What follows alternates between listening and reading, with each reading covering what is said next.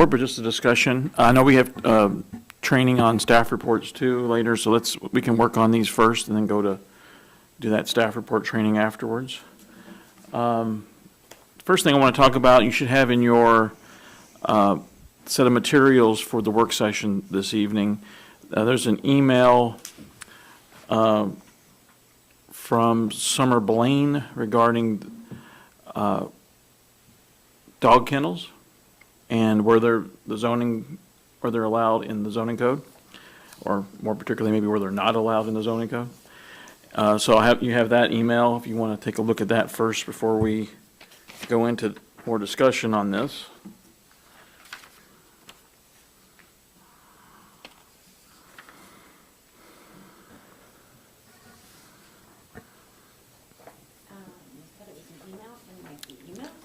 If you pull up, Tracy, your sheet right there. Yeah, she has there's a handout that Brahman passed out.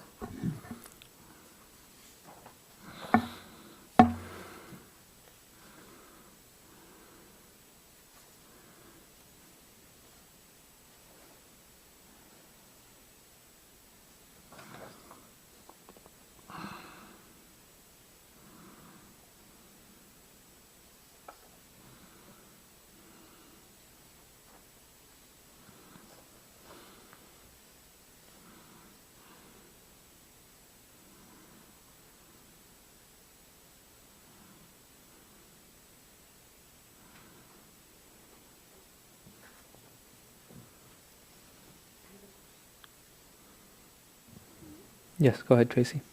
Almec Drive, isn't that near Island? Yes.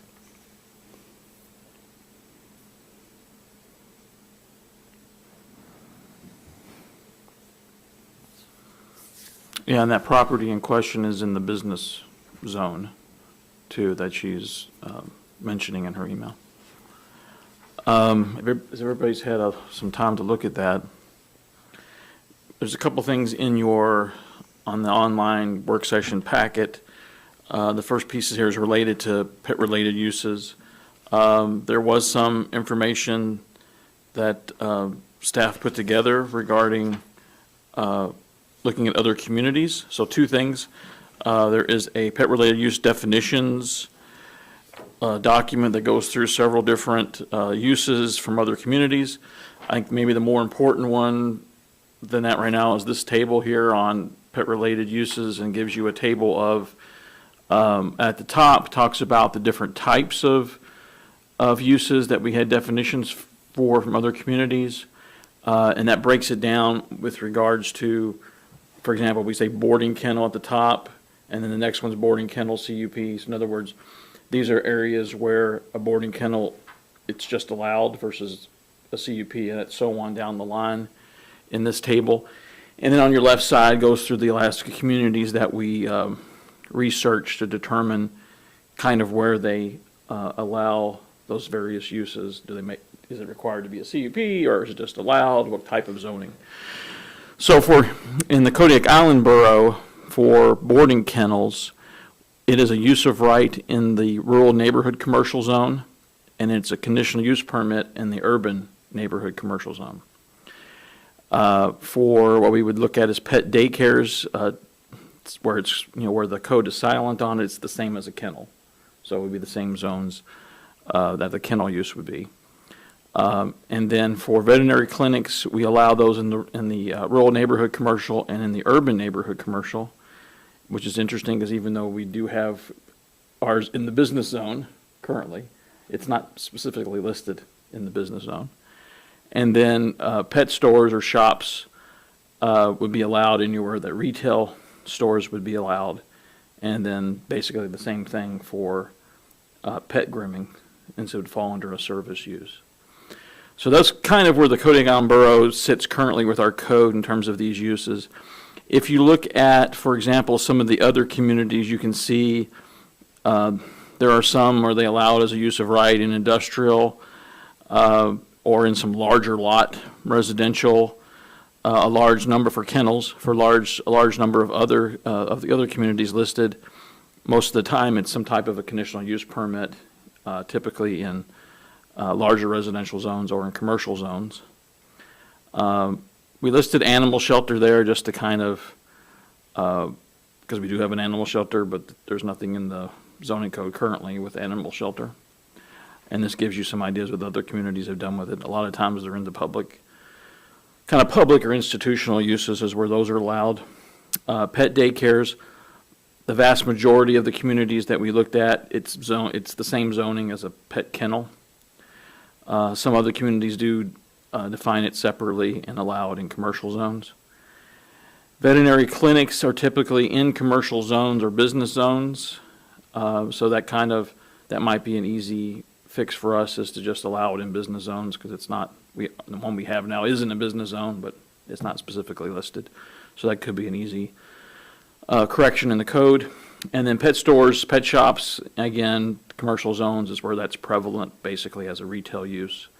And then pet grooming typically is in your commercial zones as well when you look at the other communities. There are a few that do it as a conditional use permit, but the vast majority, it's an allowable use in commercial or business zones. And then you have your definitions here in that document. We only define really two. We actually don't define any of these uses in the code currently. So veterinary clinic, animal hospital is listed, but it's not defined. And boarding kennel is listed, but it's not defined. This gives you some examples of kennel definitions from Wasilla, Ketchikan Gateway Borough, Juneau, the city of Homer, and also American Planning Association has a list definition there. And then we also have some definitions on animal shelter, and then some possible conditional use permit standards for boarding kennels, since it seemed like a large majority of the communities where they allow a boarding kennel is usually as a conditional use permit, because of where it's located and what could be next door to it. I think a lot of times the CUP route is usually the way communities go on the kennels. So I don't know if there's any questions that you all might have, any ideas or thoughts on these pet uses. Again, the email you got was regarding allowing the kennel in the business zone. One thing I will say about allowing it as a permitted use and not as a conditional use is that you don't really have the ability to look at the specific site and what's around it. You do have some business zones that back up to commercial, but also back up to residential. And so I think kennels next to residential certainly have a more concern for nuisance than if it's backing up to other commercial uses. On the site in Near Island, it's not next to residential, so I mean that might be fine, but a business zone on Kodiak Island itself, in say the city of Kodiak, could be an issue based on having business zones adjacent to residential. So that idea about whether it should be a permitted use in business versus a conditional use is something I think the commission needs to discuss. And staff, if you do want it to be a conditional use, staff can, as part of our work in terms of drafting a code amendment, we can work on any specific conditions that should be set up or established for that conditional use. As I said, some of those are in the document we put together based on some research that we found. What are the typical kind of conditions or standards that are in place? How many dogs do you have? If there's outdoor runs, hours of operation of outdoor runs, things like that are typical type of conditions that you see as part of conditional use permits. In terms of the other commercial uses, like I said, I think for the most part, those being in commercial zones makes sense. We can look at where a dog shelter would be or a pet, would go, but those are typically one of those in a community, and usually they're in one of your public lands or institution type zones. And so that might be where we look at it. I think the current code, we allow it, I think, in a light, it's where it's currently located is in a light industrial zone, but there really isn't a listing in that zone for that use. Okay, thank you. Yeah, I definitely have some thoughts, but I'd like to hear discussion from the other commissioners before I speak. Court? Yeah, I had a question as far as the commercial, rural commercial or urban commercial, the only two uses. How much land do we have available like that? So, I'm not sure if we put that in. We have hardly any of the RNC. We have a little bit of UNC zoning, but there's very little RNC. If you remember, the commission, we recently rezoned. When I first started here, we had the rezoning out in Chiniac to RNC. That's Right. probably one of the few RNC zone properties we have in the borough. Which, of course, it's not being used for a Yeah, kennel, but okay. Yeah, it seems like giving more options, since we don't have any available in that area, really would be a good idea. But anyways, that's about all I have right at the moment. Tracy? Is this, so there's an apartment building over there that's on the same road? yeah, this is across the street, I think. Is that right, Brahman, from where the apartment complex is? Yeah. The same property that Brecken wants to buy? No, it's not that one. Okay, different. I like the idea of the conditional use. Okay. Yeah, because, for example, like UNC, Urban Neighborhood Commercial, it is a conditional use permit in that zone, and that's typically a smaller lot. You know, business zones can be I like that pretty idea. small lots, whereas the rural neighborhood commercial is usually a larger piece of property. Mr. Dagan? I'm comfortable with a conditional use permit for this particular case. Thank you. Okay. So my question would be, does the code need to be all-encompassing? For instance, we don't have, I would imagine this was written into the RNC and the UNC because those are the two most recent zones that have been created. And they probably borrowed it from somewhere, and kennel was listed in there, and it just carried over, and it has not been retroactively applied to the other zones that we have. However, I think about things like, what if I wanted to open an exotic animal sanctuary? That's also not listed in the code.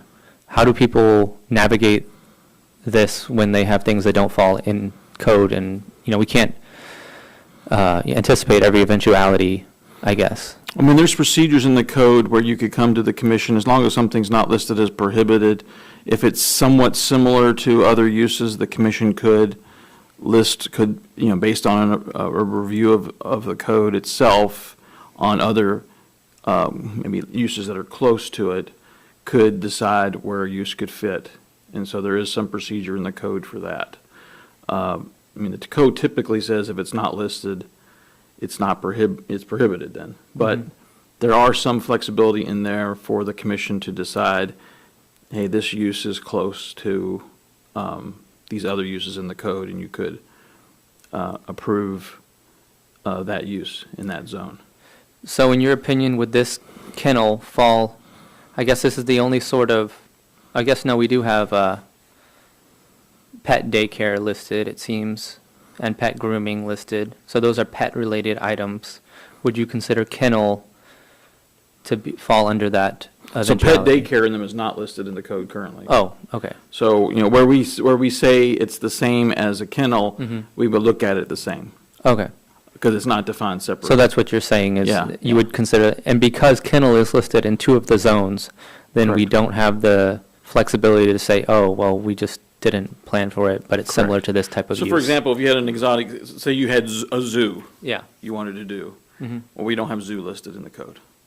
So you could say, well, we do have wildlife sanctuaries or something in the code, and say, in terms of the wildlife habitat zone, for example, maybe you could say that's similar, maybe that should fit in that zone. But if we had zoo listed in Somewhere else, then we public would. lands, then you'd say, oh, well, we can't put it in business because it's specifically called out to be in only public lands. That's So correct. that's why we're running into this issue. That's our with issues kennel. with the kennel right now, is that we have it listed in two zones, permitted two different ways, and there isn't the flexibility to put it in another zone unless you go through a code amendment. Okay.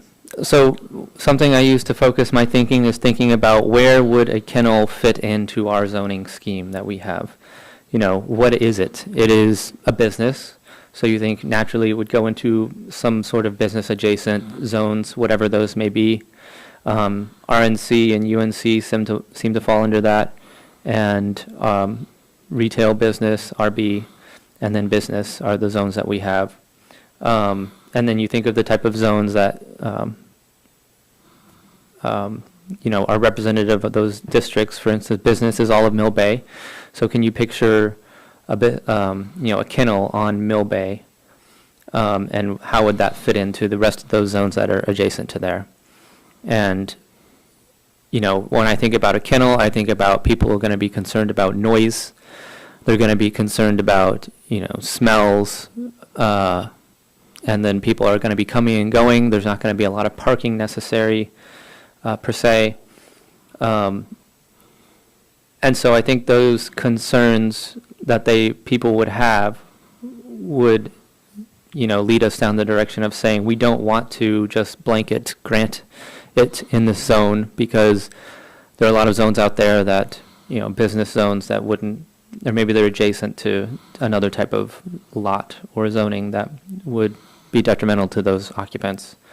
So I think the conditional use permit is a good route, and I think it fits into the business scheme of things. So I would say business CUP would be my recommendation. I don't know if any other commissioners have thoughts on that. Tracy? I agree with you. Okay. As long as it's conditional, yeah. And then can we go back to the map? Yeah. So it's right past the coffee shop, right before the storage, and then there's the marijuana business, right? Yes. Am I looking at that right? Right. Marijuana business, storage, so that's a pretty big parcel. And then Near Island Coffee. That's the side of the first one. And then the apartments are to the far left. Down to the left, yeah. Yeah. Okay. And when we're looking at this, I would say we're not going to be looking at if the case comes up in this sort of circumstance, we will look at the specific lot and make that determination based on what the other people have been notified or other people have comment or what our thoughts are. But just for a general practice going forward, I think. In Brahma, you could go Yes, to. the business. Go to Mill Bay and look at some of the business zones there. You'll be able to see proximity to residential to give you some Yeah, ideas. it's pretty far away. And, a lot of those people that live there are 55 and older. Ew, that looks terrible. This is all residential. And this is also residential. So I have a question. What, Yachts have their kennel over by North Star. They just got a permit. What are they, do they have a permit too? So I don't think that's pertinent necessarily to this discussion. We're talking about in general. What we're doing. Yes, so I don't think we should talk about any specific businesses that currently exist or anything. We're looking at this going forward, and this is what we're being asked to discuss is, in general, where should kennels be? But you can also decide to discuss about whether you think it would be appropriate that a kennel could be in residential zoning with a CUP, if you feel that way. No, I was just curious, just because that's the only other one that I know of. Because you do have some, if you look at the table, you do have some boarding kennels in some of the other communities which are they list them as rural residential zoning, things like that, which are usually a larger lot zone. And so, there is potential, if the commission deems it, that you could look at some zoning that's, residential in nature. So I think we should have discussion, if any other commissioners think, on what other possible zones do you think a kennel would fit into? Whether that be CUP or by right. Yes, Mr. Dagan? So when it comes to the volume of animals that are in a kennel, I would want to see if we're going to have large volume of animals to be in the business zoning. But I do know of that particular kennel that's in the residential area, and it's rather well maintained, and I've used it a time or two in the past. And I believe that it's a nice kind of fit into the residential fabric. So putting a cap on the number of pets may be the way to mitigate the kennel being inside of a residential area. And what I would add to that is that that's, again, another reason why the conditional use permit process is important, because that's when you can make those, have that discussion, make those considerations, and add conditions of approval that would Right. limit the number of animals, limit hours of operation, all those things that could be a nuisance potential for where it's located. Just looking at this particular case and its particular location, I'm comfortable with giving a conditional use for this particular case. Moving forward, I do believe it's a zoning conversation we need to have to sort of refine how we stand in our zoning for these kind of businesses. Thank you. So my question would be, Chris, is moving forward, say this turns into a case, what would you advise the applicant? Because they would be, we're in this, would we have to change the code before we can move forward with this case, or how does that work? Yeah, the code would have to be changed before they could go forward with any kind of approval for putting that use in the business zone. The discussion, I'm not saying you shouldn't discuss other kennels that are out there, because I think it's somewhat fair game to do that, because any of those that are, whether we don't know if they're necessarily non-conforming, we don't know if they're illegal, I'm not going to make that determination on this time, but we do know there's some that are in residential zoning. We also know they're typically smaller operations. They're not larger kennel operations. I'm not sure if this one that we got the email about would be a larger, I don't know. It's certainly on a pretty decent-sized piece of property in an area where there's less likely an issue of nuisance, considering there's limited residential nearby. Tracy? I think, if it was up to me and I could do it, I would like to grandfather in the ones that we have, but moving forward, maybe not have a kennel in a residential area, period, especially because, we might be growing and we might be getting a lot of people and we might be doing things, and I love dogs, and, I take my dogs to the kennels too, but do I want to live right beside one? Probably not. So I think grandfathered in the ones that we have, obviously. Unfortunately, And then moving forward, not having kennels in residential. So what I would say, unfortunately, we can't, neither the assembly or the commission can create grandfather rights on a property. We'd have to look at it and see. Technically, in this particular case, since we've never really had kennel other than these two zones that are fairly new zones, if that didn't exist prior to zoning existing in the borough, which would happened after the borough was created in the 60s. So if they didn't predate the 60s, they're most likely not non-conforming. They would be considered illegal. Now, are there legal precedents that the uses have been there for so long? That would be, again, I don't have any complaints on anybody. We haven't investigated it. We're not going that route.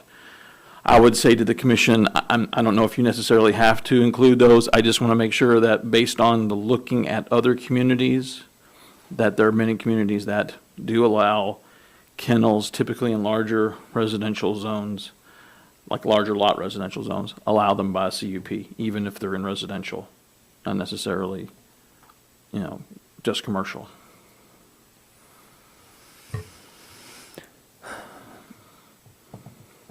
Yeah, we think about the scheme that we've been operating under, the last however long these kennels have opened in other places, and how is that working with the community? Is that working? Because, this person is coming forward, asking the right questions and trying to do the right thing, and, if they get hammered for it because, we say no, or this is what the rules say, you can't do it. And then it seems to be rewarding people who don't ask permission, I guess, is my thought. But so I guess I'm not really sure how to navigate that. Court? Yeah, I live right down the road from the Yacht 6 there.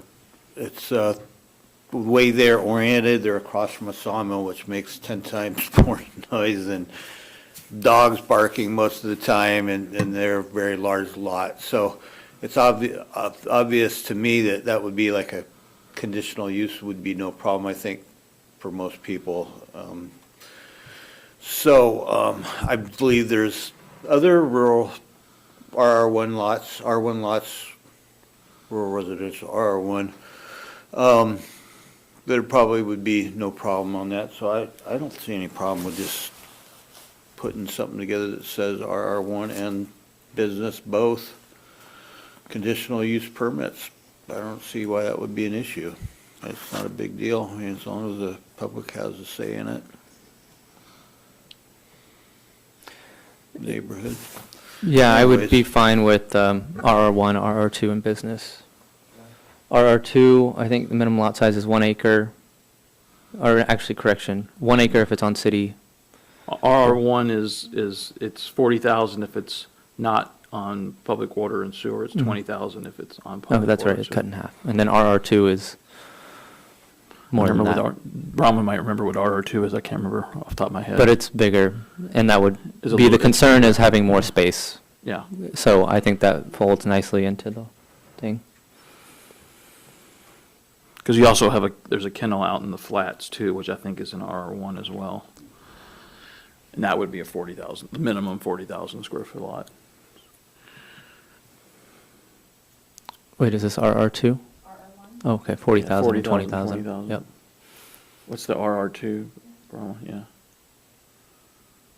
There you go.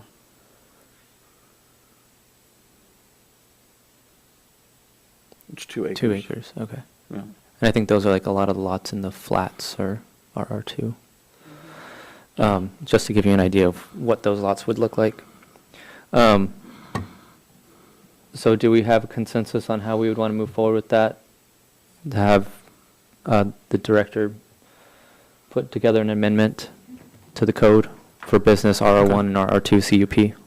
So, thank you, and we'll be happy to do that. Are there any other pet-related uses that you want to include in this amendment?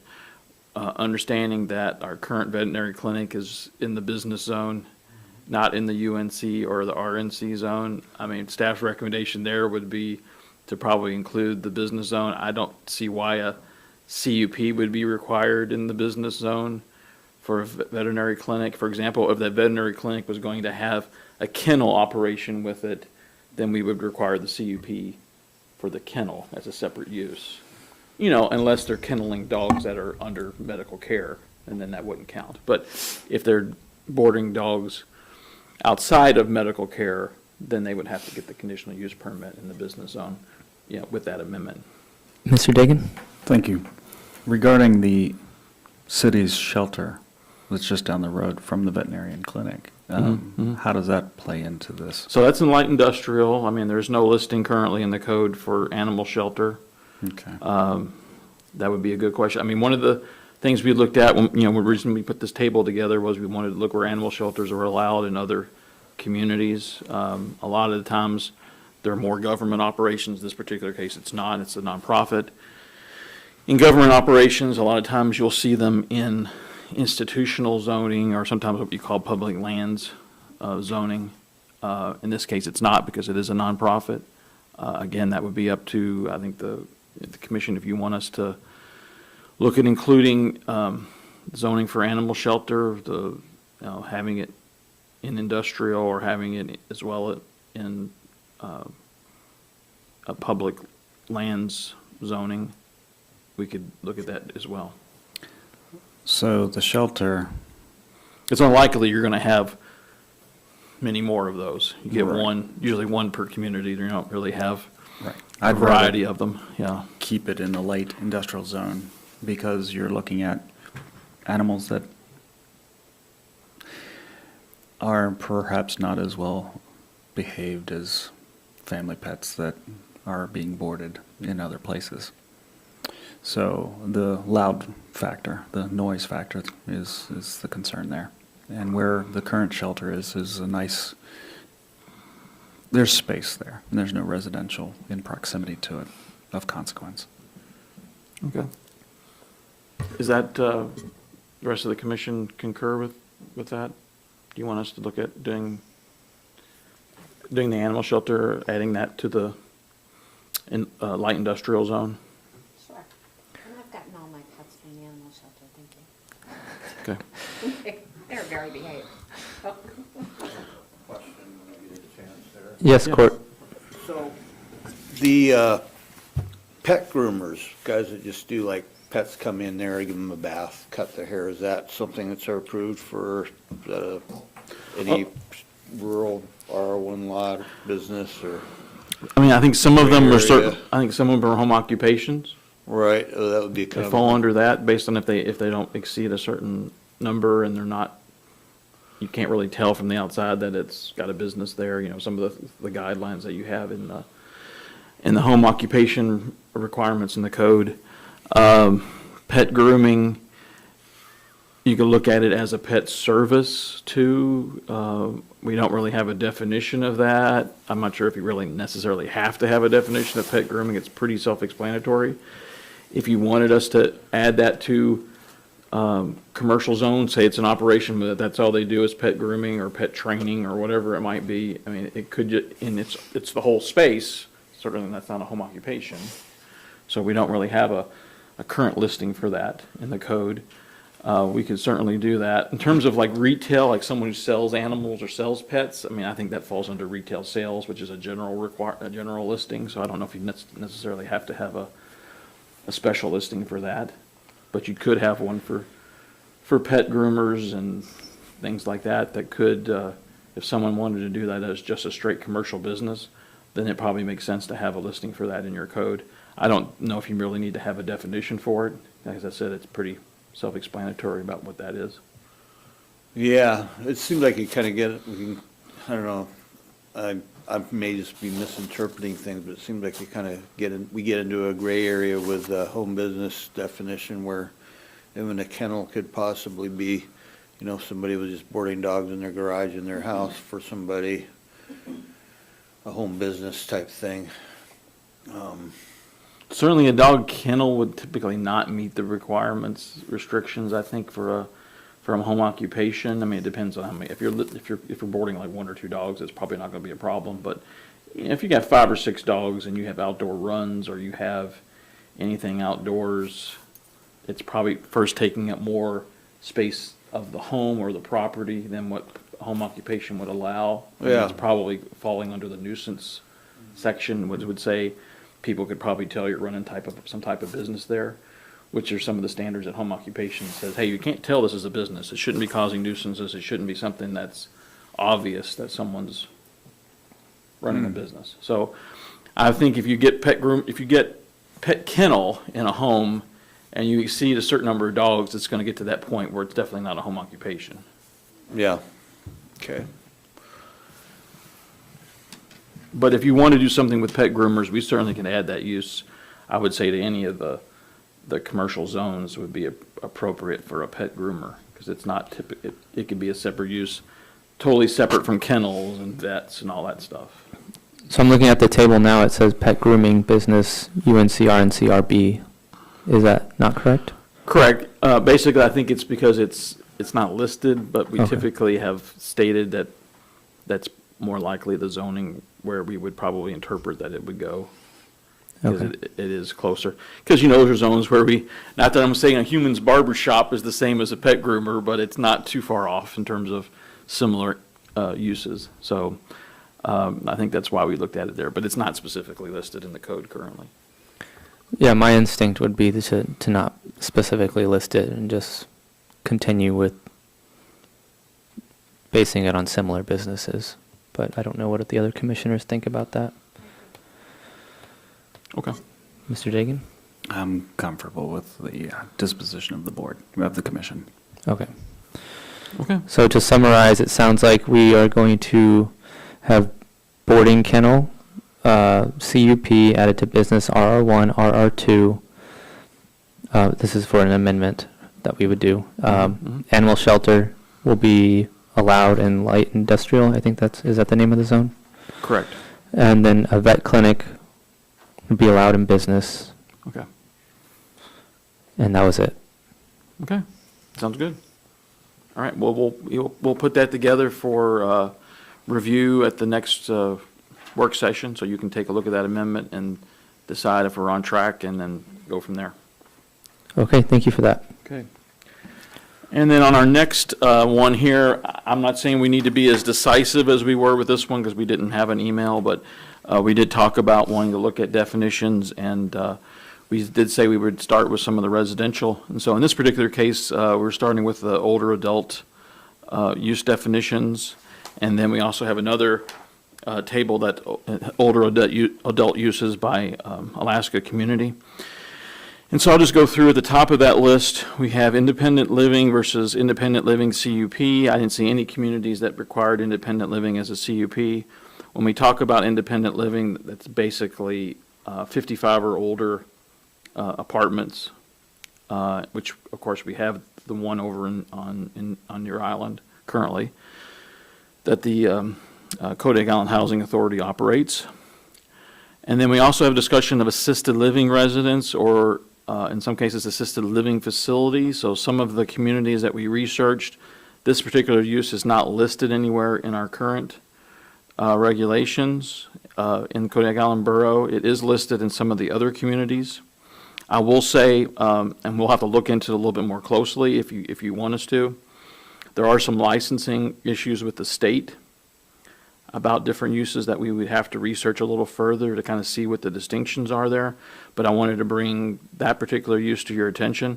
A lot of times when you see assisted living residents, it's usually defined as having a certain set number of people, like a cap in the definition. Whereas a facility doesn't really necessarily have a cap, it's just it'd be considered a larger facility. And then we also had here nursing homes or long-term care, which is what we currently have in the borough, is long-term care. It's in the public lands zoning currently, the same as zone as the hospital is located in, and we don't have a requirement for that to have a CUP. Question to the commission is, if we think we're going to have more long-term care facilities, where would we want that to be zoned? It may not necessarily have public land zoning in other areas where someone may want to put that. If the commission doesn't feel there's a need to look at that right now, we certainly don't have to do that. I know we did have, and Bromlin can probably speak to this, we did have some people come to us asking about assisted living residences or facilities in terms of where they're located, and we were unfortunately had to tell them that, you know, we didn't have a particular zone, so we had to like piece it together based on similar uses. And that would have been typically restricted to like multifamily zoning, things like that, like R3, which, you know, certainly there's not a lot of R3 zoning in the borough, so that did limit where they could go. And it didn't differentiate between, you know, how many people they had. You know, is it 8 or less, or is it more than 8, whatever it might be. We really don't have anything in the code to address that currently. So we brought this to y'all's attention primarily, I think, for the assisted living facility or assisted living residence idea. Independent living, as I mentioned, currently, any of the zones that allow multifamily residential, that includes R3, business zone, things like that, would allow independent living. So I don't know if there's necessarily a need to make a change to the code there.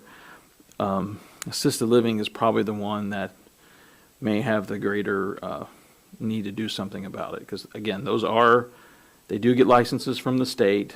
They are different than an independent living facility because these facilities typically have staff that assist older residents who need the help, either reminding them to take medicine or driving them to stores or doctor's appointments or whatever it might be. There's more services with an assisted living facility or residence than you would see in a independent living, which is basically just, I would say it's an apartment complex for 55 or older residents. So that independent one, or the assisted living, is probably the one we need to think about more. Yeah, Brahman? Super sorry to interrupt. I'm so sorry. Is this only for adults? Correct. This is not dealing with, are you thinking of like daycare kind of facilities or something? Well, the original question that came up with that lady was about, sorry if this is not politically correct, special needs living and assisted living for that. So you're saying 55 and older. I was just curious about that. Well, 55 orders for the independent living. Okay. In terms of assisted living, I guess, again, we need to look at what the state definition is, because there's assisted living and then there's independent care facility, which is a different kind of use in state law. And we certainly, if the commission wants us to, we can look at those two uses and see how the state licenses those. Okay, so it sounds like the question to us right now is about where do we think an assisted living residence would fit within our zoning scheme? You I think- don't even think you really need to go there yet. Mhm. I think my idea about bringing this forward to you is just to show, hey, we're looking at all the different residential uses that we have or don't have in the code, Mhm. and bringing it to your attention about whether you want us to explore those uses further. And then, again, yeah, we do have some listings here from other communities about where they allow them. But in terms of doing the research on state licensing of them, or maybe even dealing with the use for people who are not just elderly, but people who need assistance based on some type of either disability or whatever, we can look at those a little more closely if you want us to do that, in terms of pursue further researching that. Okay, so the question is whether we want staff to do more research, provide us some definitions, and then, do a similar exercise as we did with the kennels at a later work session. Tracy? So we're not picking a definition.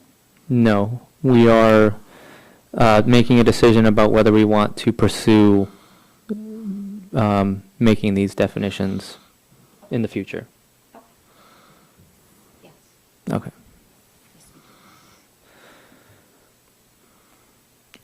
Again, if we look at assisted living, we're going to have to do a definition for long-term care nursing facility, because we have to be able to differentiate that from the assisted living facility.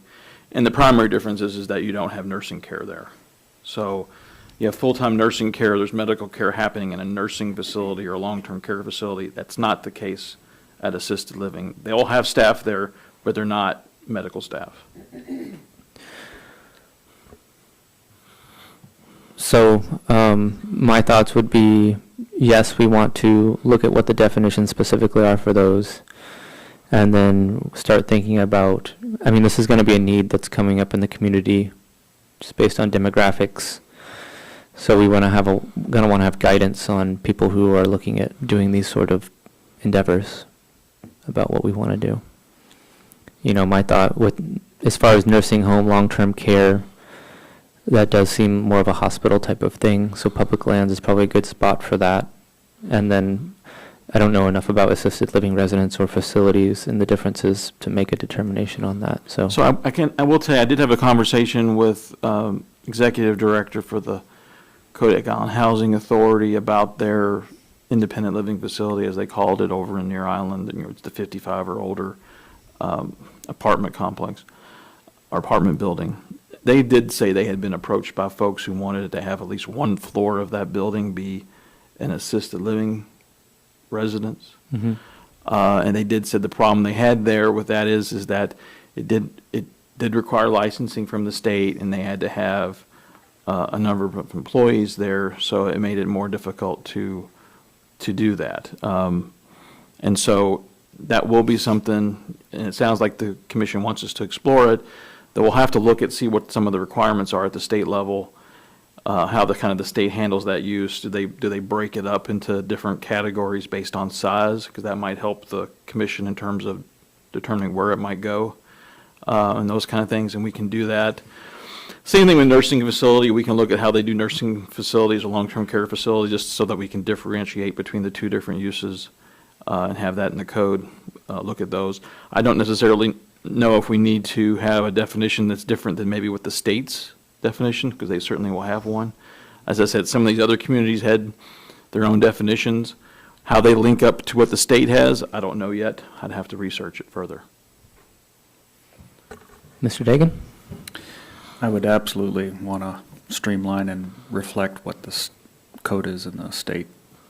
I also like some of the American Planning Association language that was being passed around for the kennels up top. So I'm sure we have some resources that can get us aligned to meet the need of the moment. Yeah, some of these uses that have licensing, we haven't talked about daycare or childcare facilities or adult care facilities. Those are also licensed by the state. So when we get to those definitions, which will be a future discussion with the commission, there will be a lot of definitions that come straight out of what the state requires in terms of their licensing or registrations.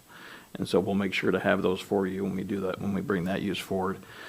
I think right now on these, we just want to make sure that you all thought these were some uses that we needed to look into further, figure out how the state regulates them, and then figure how that addresses here. One of the things we'd probably look at too is, do we already have some in the community? Where are they? What are they licensed as? How many people do they have? If we have some here, which I don't doubt we probably do, I haven't received any complaints about them. So we can look into that as well. So I think in summary, if you provide some definitions in the next packet about the state definitions and maybe some information, if you have any, on where any of these things exist in the community now. If Okay. that's something that we can know, I don't know, but. Yeah, and we'll also look at, as Brahman mentioned, and I'm glad she did, we can also look at, where we have housing for people that are, disabled or need assistance. Sometimes they overlap with assisted living facilities, sometimes they're a different use, but we can look at those too. You can probably look up their permits on the state website and find their locations. Correct. Anybody have anything else before moving on? I'm glad we looked at it. It sounds like something we can do. And, yeah, I mean, I would have been a lot happier to just hear some of these definitions right off the bat here, but so we could possibly do some stuff. So, yeah, I'm looking forward to hearing some, what the state has to say about it. Looks like that's what we're looking at, huh? Well, and I also think we're charged, after some meetings with the assembly regarding ADUs and some other code amendments, larger code amendments, I think more bite-sized amendments for them, I think, is kind of the charge from them. These more comprehensive ones, I think, they get bogged down in some of the details a little too much, and I think if we can get it to them where they're more, smaller amendments, things that they can wrap their, because they're not doing zoning like you all are doing, up here all the time. So, I mean, they're trying to wrap their heads around these things too, and the more comprehensive we get, I think it's too easy to get lost in the, into the forest there. And so we need to, I think doing them as bite-sized pieces, like if we're going to do one just on a couple of uses related to pet related, and maybe there's another one later on that comes about regarding assisted living or whatever. Small conveyor belt, basically, I think would be better for everybody, I believe. Did you have anything else on this discussion item, Chris? That's all I had on that. Brahman, are we going to do training next, or are we getting into the packet review next? I would suggest we do the training, so we're still in items for discussion. Okay. Is that okay with I just want to make sure that's okay with the commissioners? Yep. Okay. Do training. So the training we have today, again, is for American Planning Association. It's related to Planning Commission and staff reports in particular. You also have a handout that I gave you all on staff reports. I'll have you look at this, and I just have you think about, are there things with our current staff report format that you feel you'd like to improve upon? And we can talk about it after the training a little bit. And Bronwyn, how long is this? About 30 minutes, Okay. a little bit less.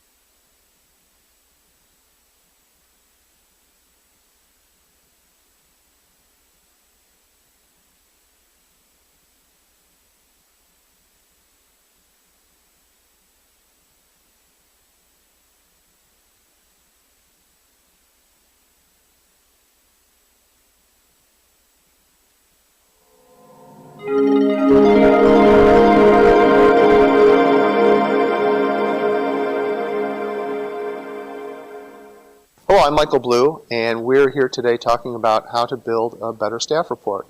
I'm here with Bonnie Johnson from Kansas University, and we're going to start by just talking about, Bonnie, why is the staff report important? Maybe you've got a story or an example that tells us. Well, a staff report is important to a planning commission because it's the background information, the analysis that the planning commission needs to really evaluate an application and make a decision, make an informed decision of to approve, deny, approve with conditions, or continue to a future meeting a particular application. For myself, I was a practicing planner for 8 years and wrote tons of staff reports.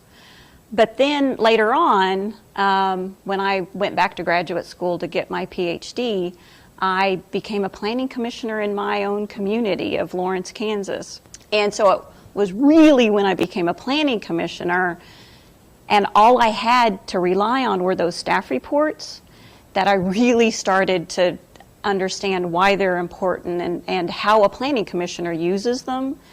And so I was a graduate student working on my dissertation, and so like many planning commissioners didn't have a lot of time. And so I would read the staff reports often I have to say the night before the meeting and try to figure out what's going on.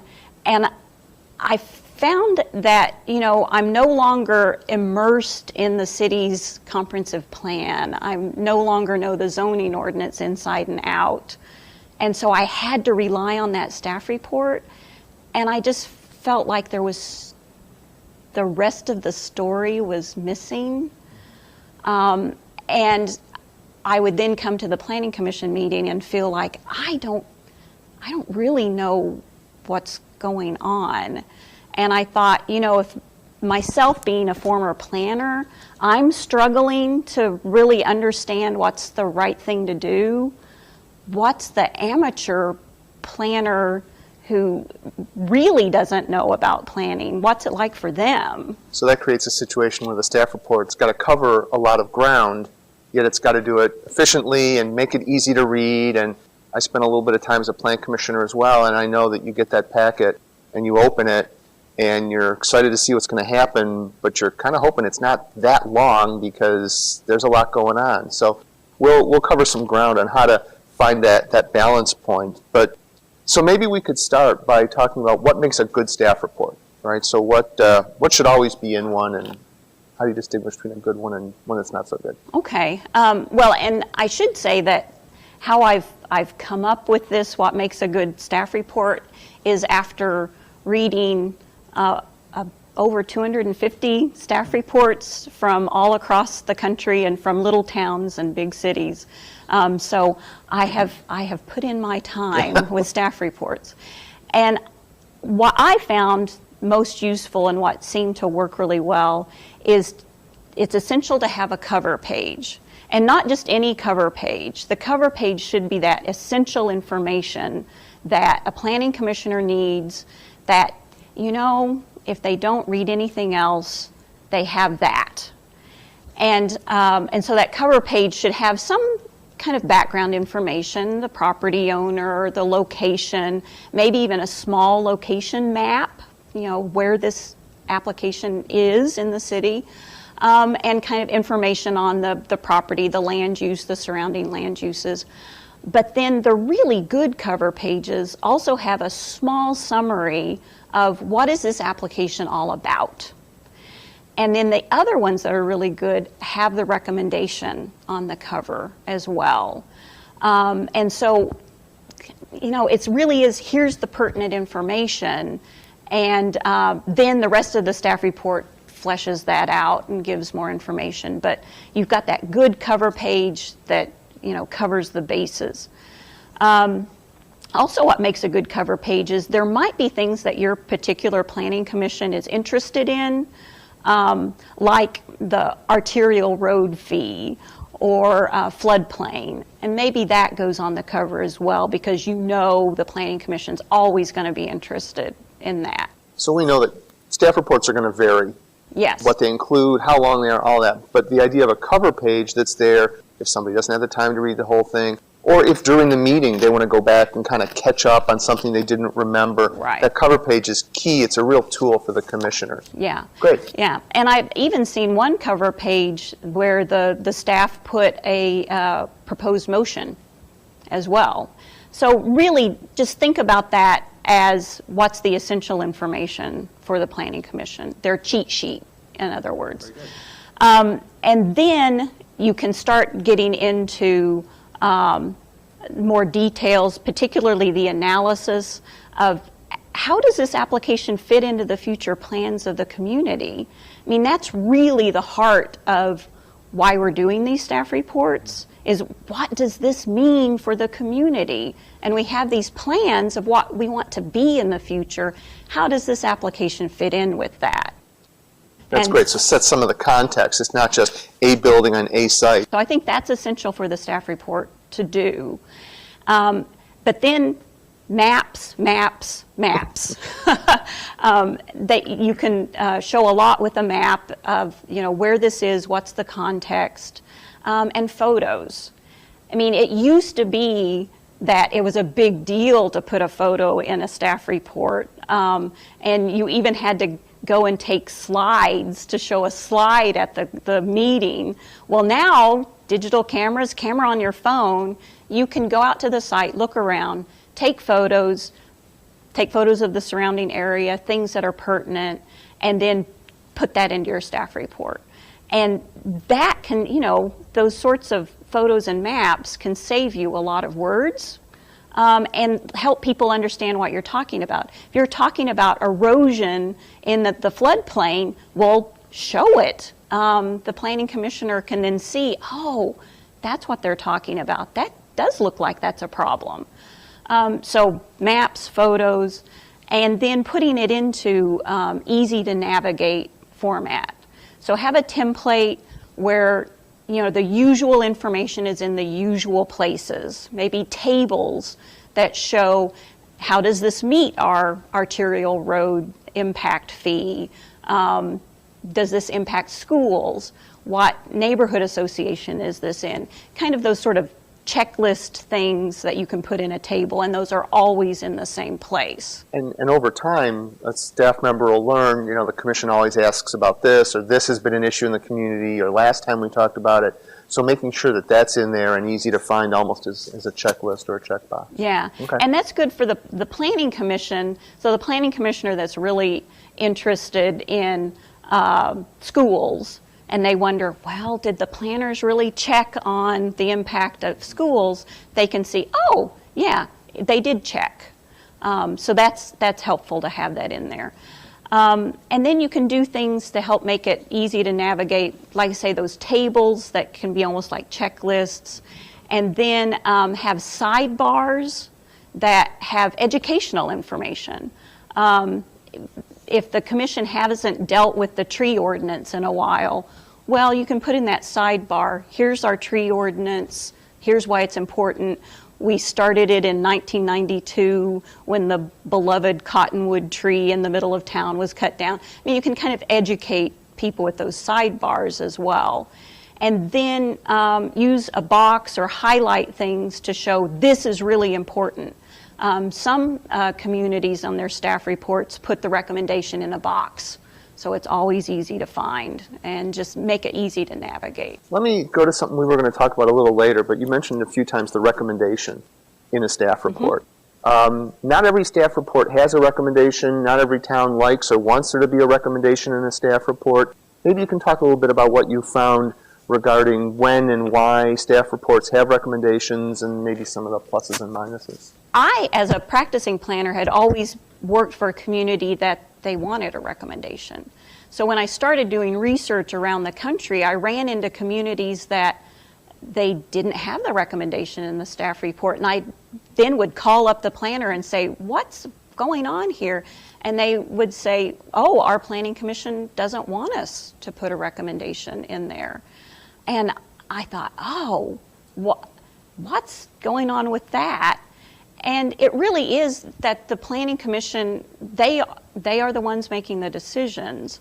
And some of them don't necessarily want that recommendation ahead of time that would color their thoughts. I mean, they really want to make the decision themselves.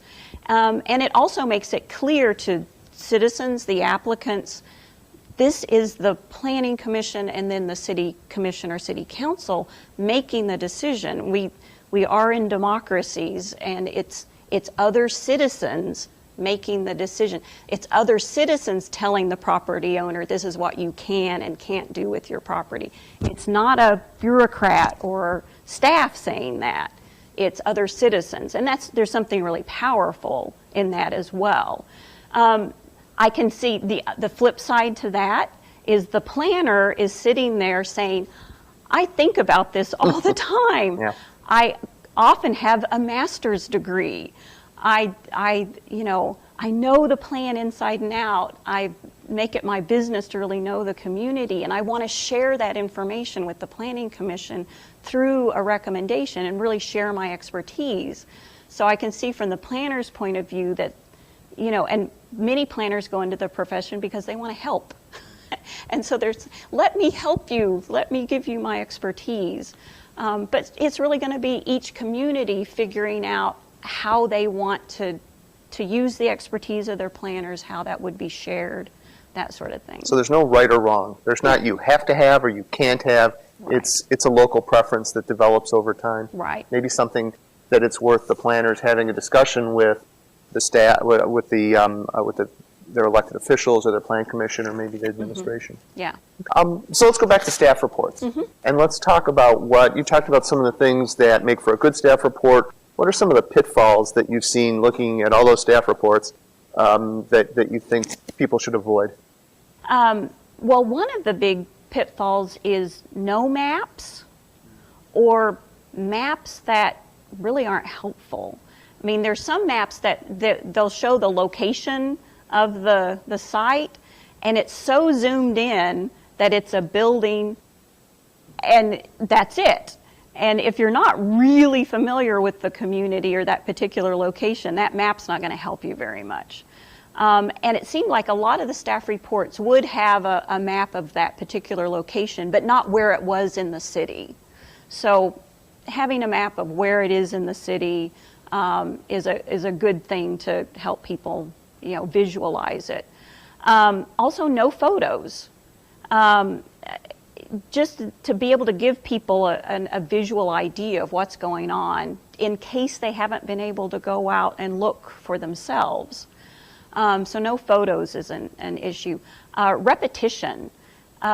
We kind of as planners get into, well, we've got the background and then here's our analysis, and then we, in the analysis, go over the background again, and so we're repeating ourselves over and over again.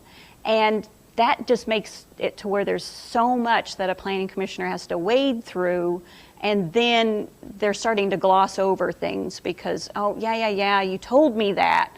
So trying to be efficient with that sort of information is key so that you're not just repeating yourself over and over again. I think in trying to create this legal foundation for decision making, planners often just dump information into a staff report. They put in everything, including the kitchen sink, and it's too much. A planning commissioner is trying to be very diligent, and they'll get this 80 to 100 page staff report, and like, oh, do I have to read it all? Yes, every bit of it. And they might give it a good try, but then the whole point of the staff report gets lost in all of that information. So just that being very efficient and not just throwing everything in. Remember the point of the staff report. We're trying to get across information to the Planning Commission so they can decide what's in the best interest of the community. So keep coming back to that and focusing on that, and that should help you cut down on the repetition. You mentioned the 100-page staff report. Is there a right answer for how long a staff report should be? Is there a too long or a too short? I do wonder about the 80 to 100 page staff reports. Is that really helpful or not? Because you do always have the file as your kind of foundation for the report.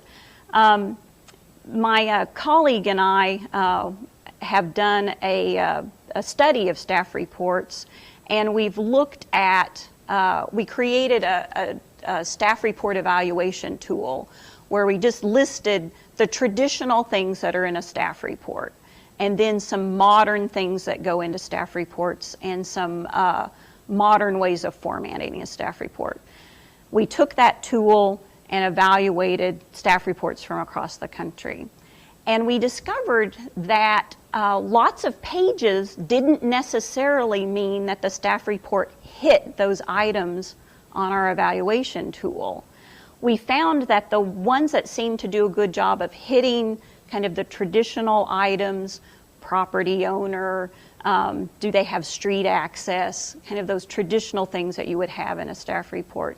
And then the ones that would do some formatting, things like having tables, having photographs, things like that. Those sorts of reports, they fell between 5 and 10 pages. So kind of 8 pages on average was what you needed to have good coverage, but then also have your maps and your photographs. Because maps and photographs and tables are going to take up more room. They're going to add pages. So don't be afraid of, oh my gosh, we're getting to 10 pages. Well, part of those 10 pages are some great photos, some great graphs that are going to help people understand what's going on. And what about the importance of a consistent layout, right? So that if I'm a commissioner, if I get a report meeting to meeting, it kind of looks the same, or there's that same structure. Have you found there's benefit to that? It really does help a planning commissioner know, I'm always interested in floodplains. Let me turn right to that. I'm going to look at that. I had a planner talk about thinking about a staff report as not something that you're going to read from beginning to end. Think of it as sort of like a web page that you're going to click around for what you find most important. If you have that consistent layout and consistency in where you're putting certain information, then a planning commissioner can, in essence, click around to what they find most important. So for the planner that's preparing the staff report, you had said earlier that planners got into this, they want to help, they want to show the insights that they've shared. What's the role of the planner? So as they prepare the staff report, are they the facilitator? Are they the scribe? Are they the advocate? What role do they play in this whole process? I think that particularly with staff reports, planners can kind of get into the facilitator or processor role, that I'm the person who's accepting the application, I'm reviewing it, I'm getting the report done, and that can start to appear very bureaucratic and kind of be off-putting. But I think that when planners think of their role as, actually, I'm an advocate for the community, that can really breathe life into staff reports. Coming back to, why is this important? What difference does this make to our community? And it's not necessarily being an advocate for the developer or an advocate for or against the application necessarily, but it's an advocate for the community. This is what our plan says is important for us to do. And nowadays, so many communities do regular surveys, and so you even know what your community's priorities are based on surveys. And so the planner knows the community and can really be that advocate for the community. I also think that staff reports can help planners lead. It's a new thing with the American Planning Association to focus on planners as leaders. And that's an uncomfortable role for some planners. We actually are very dedicated to that the planning commissioners, the city council, those are the leaders, and we help them. But we can help them by also leading, putting out suggestions, those good ideas that we run across in other communities or that the American Planning Association brings to our attention. We can put those into staff reports to say, it sounds like that in the past we've struggled with tree preservation. That's essential to this application as well. If you're interested in changing the ordinance, here's some things we're thinking about, and we could have a future study session on that. And I think that's a terrific point, because I know a lot of planners, when we write staff reports, we're a little concerned about saying the city needs to do this, the city needs to do that, and that can appear a little bit out of place. But the idea of saying, if the city council is interested, or if the commission is interested, here's what you might want to do. We used to say, should the council consider adopting this, even though maybe the staff thought it wasn't, here are some conditions you might think about adding to it. And the planning commission and the city council might decide, no, tree preservation not so important, and that's okay.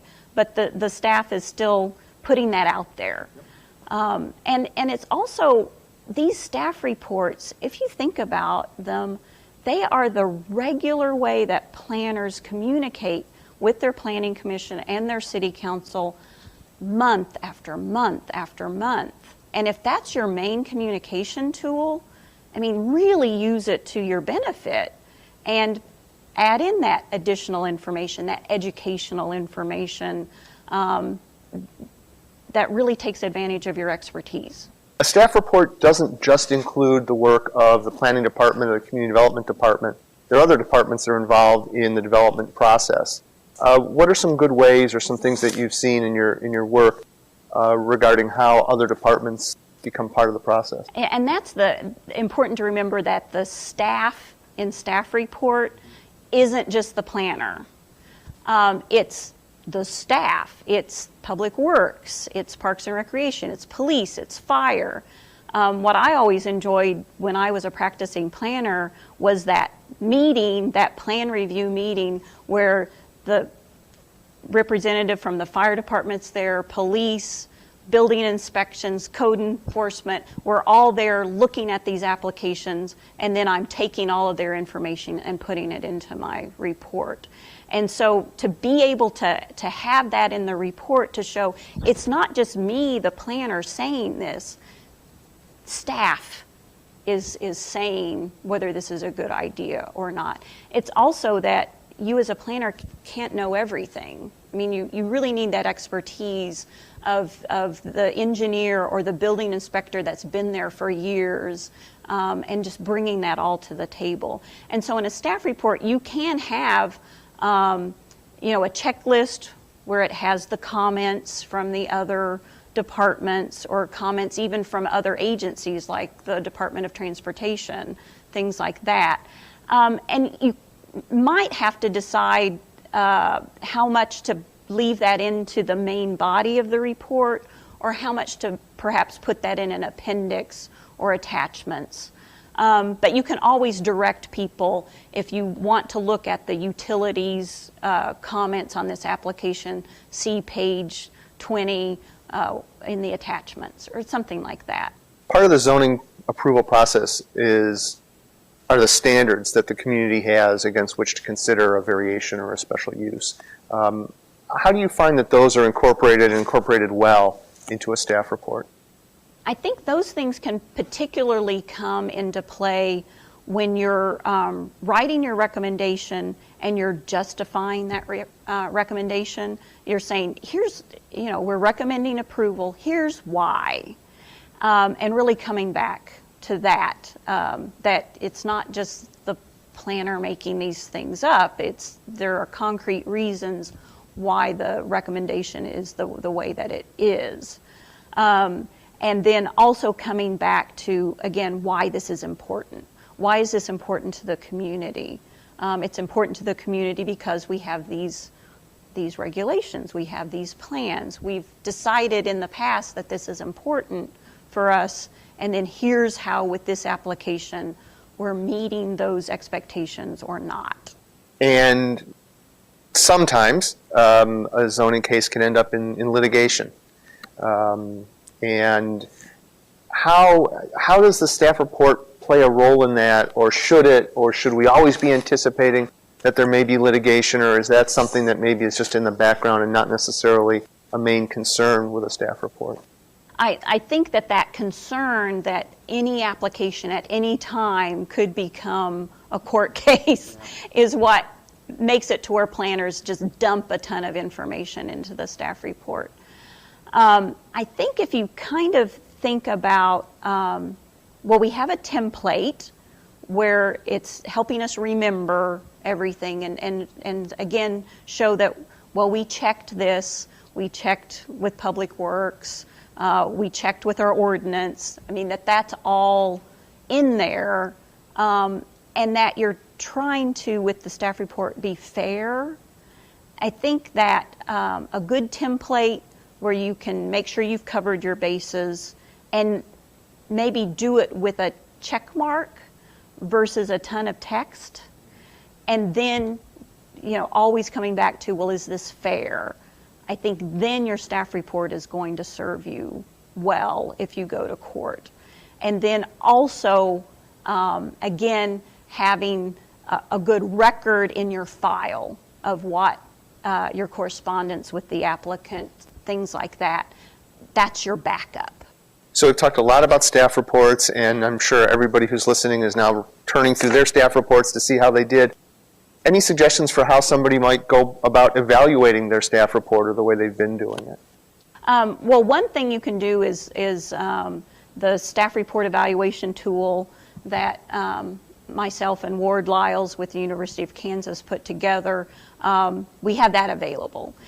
And it really is just a tool to evaluate. It's not even good or bad. It's just, here are all these different things you could have in your staff report. And so take your staff report, go through the items on the tool, and then decide for yourself, your community, oh, do we also need to add that in? Or, oh, that would be a good way to format that. So you can use that. I also think using your planning commission as a focus group, even just having at a study session a discussion about the staff reports. What do you like? What do you not like? What comes to mind when you hear the word staff report? Just kind of having that discussion is useful. You can also, I would say, go back to a staff report for a case that maybe had a split vote or was controversial. Take that staff report, rewrite it in 3 or 4 different templates, 3 or 4 different formats or ways of presenting the information, and have the Planning Commission look at that and then say, okay, does this change anything? Is this more helpful? And they might say, well, I like the way you presented the background information in template number 2, but the way you did the analysis in template number 3, I really liked that. And so it gives the Planning Commission something to respond to in some different examples and options. And then you can kind of redo the staff report with that input from the Planning Commission. I think that's great advice. Staff reports are always written on deadline. Yes. And that can really be a challenge. And so the things you've talked about in terms of kind of systematizing and the checklist and that, I think, can really help people. But what you're suggesting too is that don't get stuck in that as a format. You end up relying on that and going, oh, I don't have to start till Wednesday. Yeah. But to keep it kind of a living document or a living effort using your plan commission, I think is great advice. Well, and since you're often doing those staff reports every month, try something different. 1 month, do the staff reports this one way. See how the Planning Commission responds. See how the public responds. Next month, try something else, and just see what happens, what people like, what they respond to. Great advice. Well, I want to thank you for taking the time and sharing your insights and your research and helping us help people build a better staff report. Well, you're very welcome. And staff reports are so important that we shouldn't forget about them. Agree. Thank you. Okay. Well, I just wanted to, a couple things I'd have just questions for the commission. We can look at that evaluation tool that she mentioned in this training and maybe review a staff report or 2 that we've had in the past, see how that works or doesn't work against that evaluation tool, and bring that to a work session with the commission. I'd also say if any of you all have, and I'm not saying you need to do it tonight, so think about it. You know, we do have this document here that provides some guidance on what can make a better, not that you have to have a staff report with pizzazz, but if it makes a better staff report, I'd say look through this, think about staff reports that you've had in the past.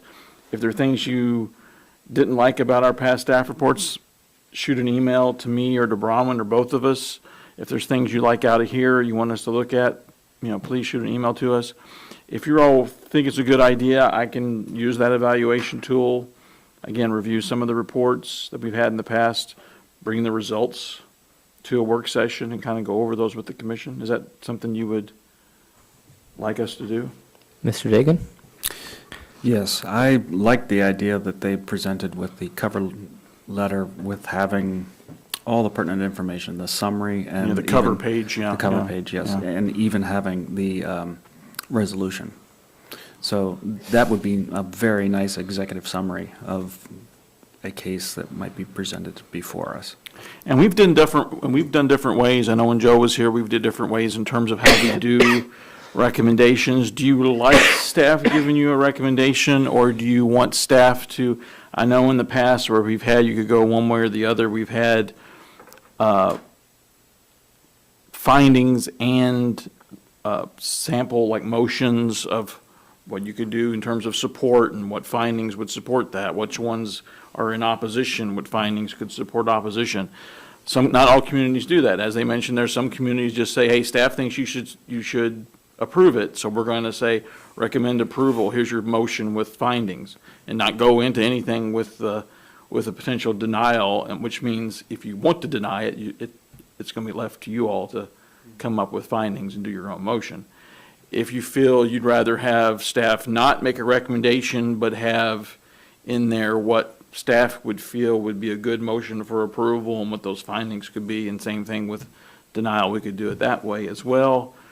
Or we can not have a recommendation at all and just give you what the review criteria are. I mean, I think it's, again, as they mentioned here, there's not a right or wrong way to do it. I know a lot of communities, the staff's going to say, hey, we'll make a recommendation, but there's some who don't want that, as they mentioned, to color the review of the case. So I'd like to hear what you all think about. Yes for recommendations, no, how you would want us to do that. Tracy?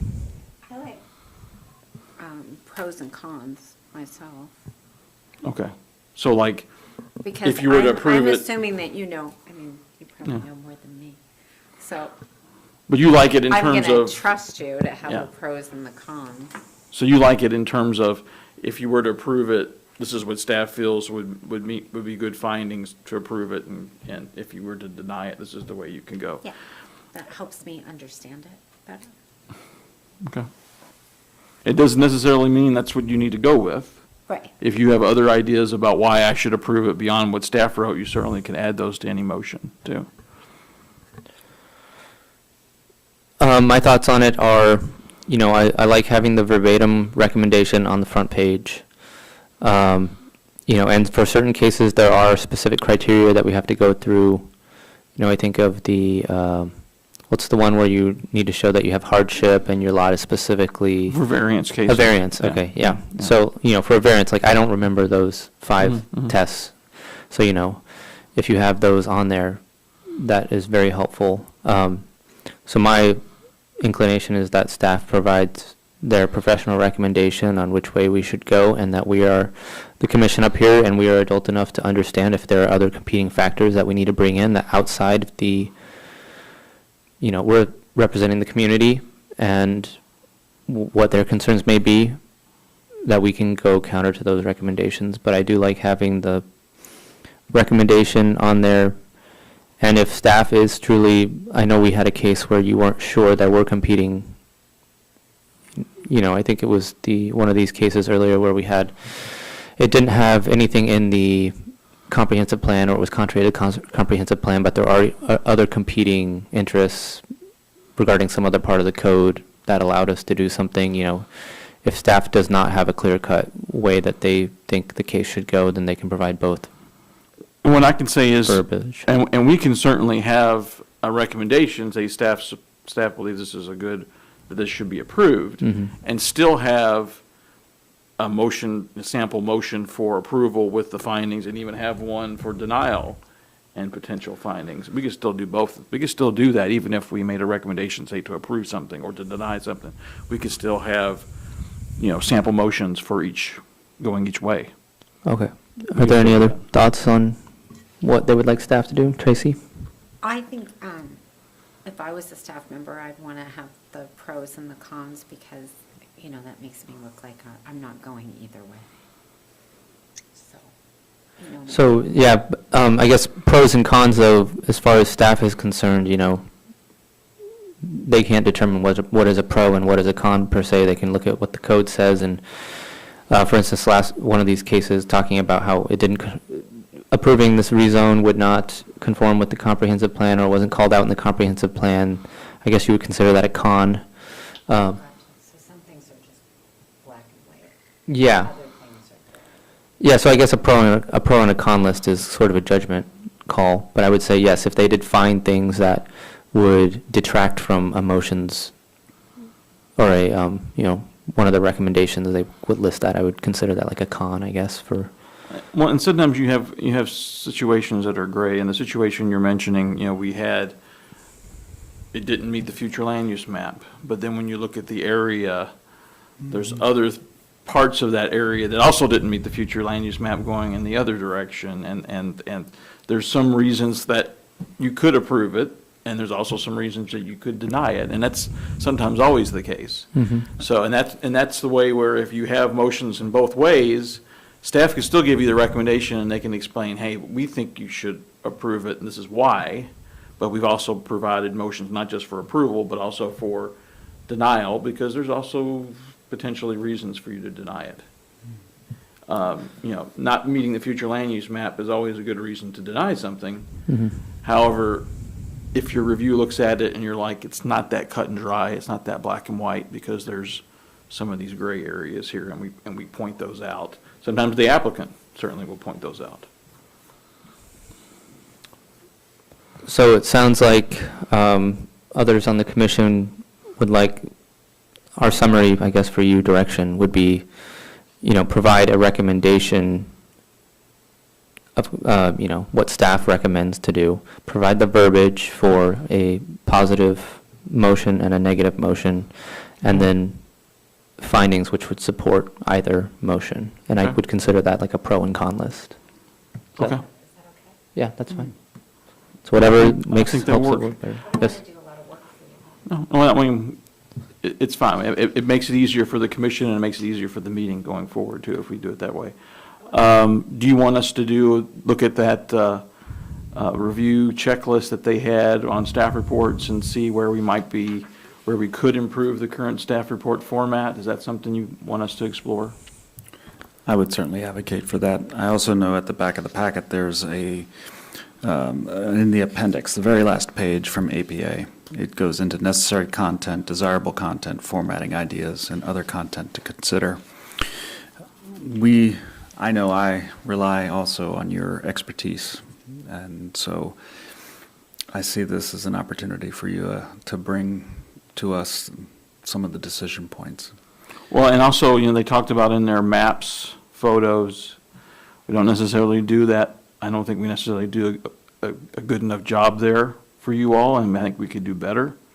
So I think we can explore that for you and think about the kind of maps that we provide to you based on what the particular request is. Speaking of maps, some of the maps data that I'd like to see would be like utilities, water supply, power, those kind of things overlaid on the map would be a good indicator as to how they are serviced.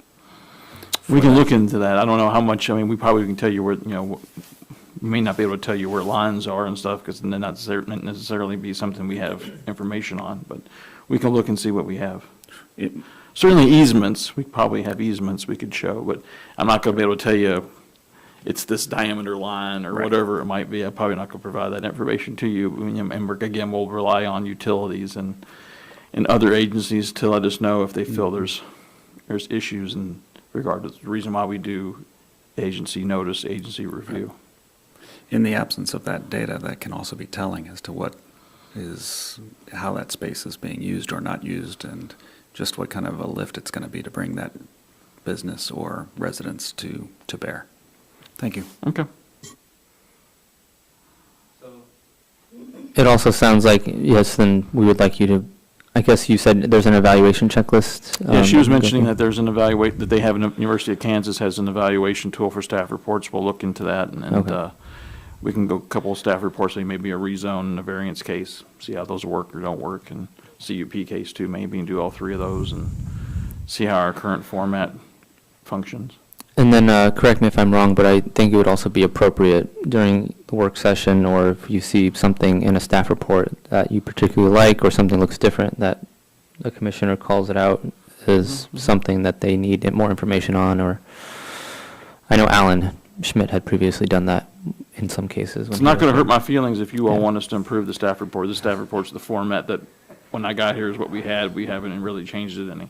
So I'm fine with exploring changes to it and coming up with a better one. And as they mentioned here, just because we changed it, went to a new format, doesn't mean we couldn't improve it later on, down the line as well. Okay. Okay. Anything else? Review for, Okay, we'll move on to packet review.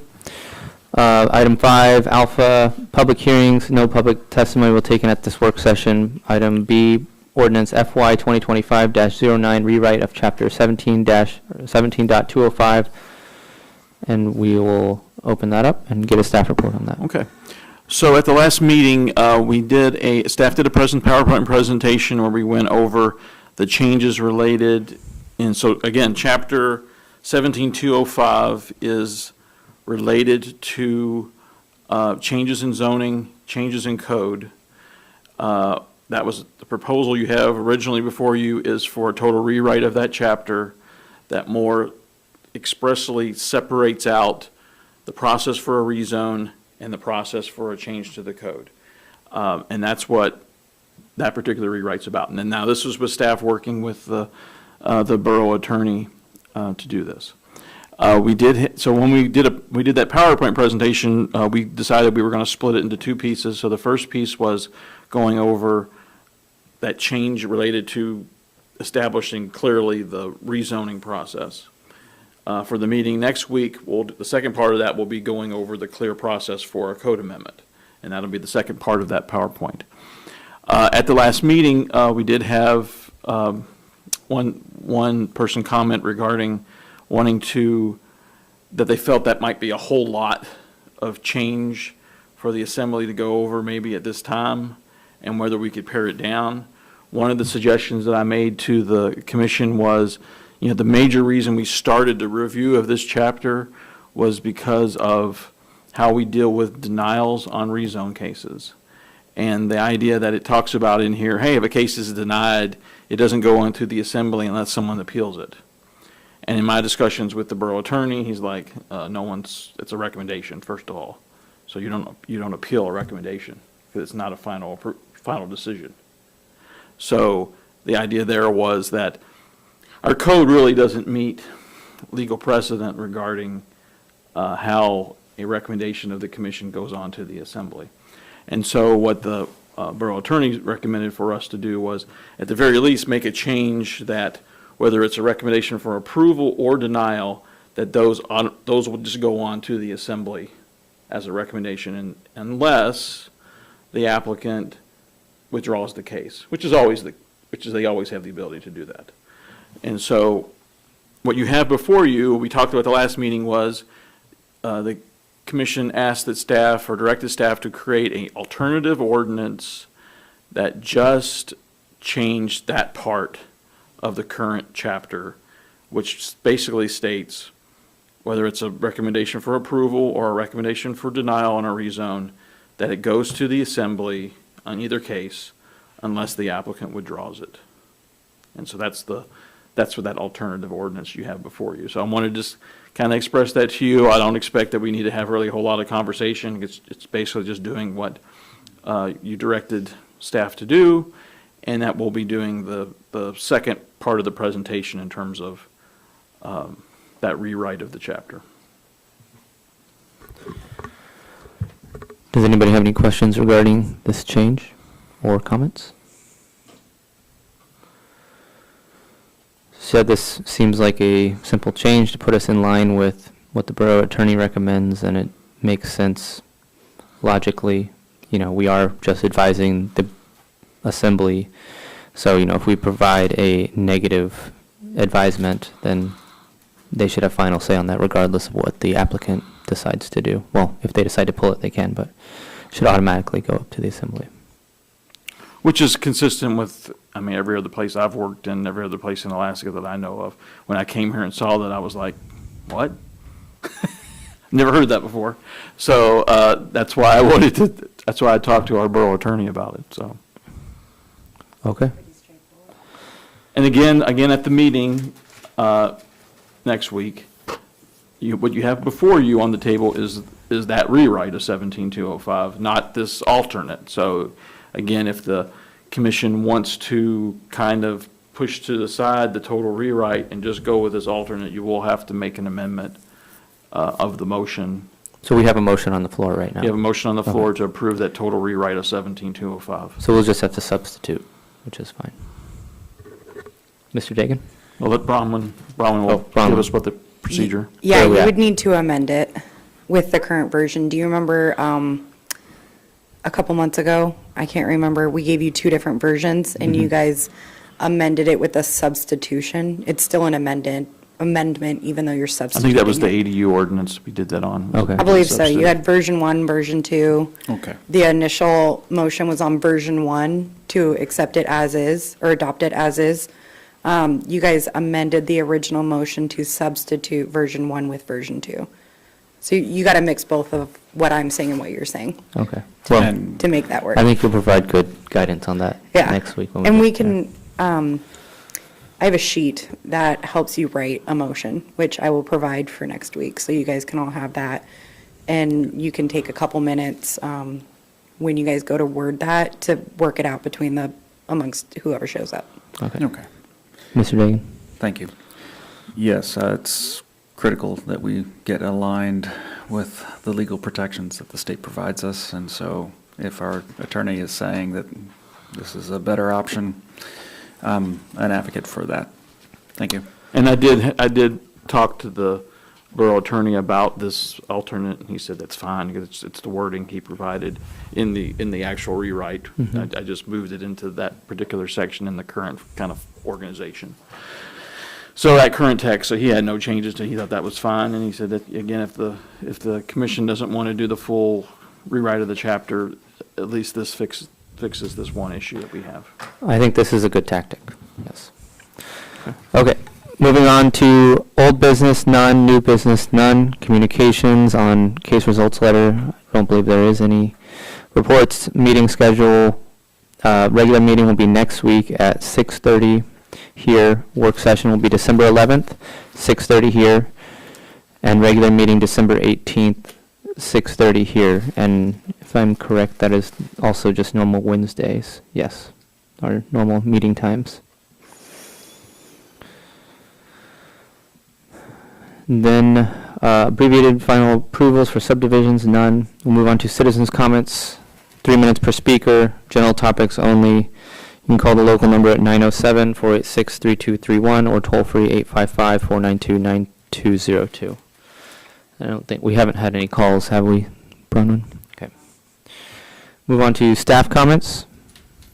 And I'll have a little more to talk about this in my director's report for next week's meeting, but I will just say, staff is in the process of finishing up the final draft to the hazard mitigation plan.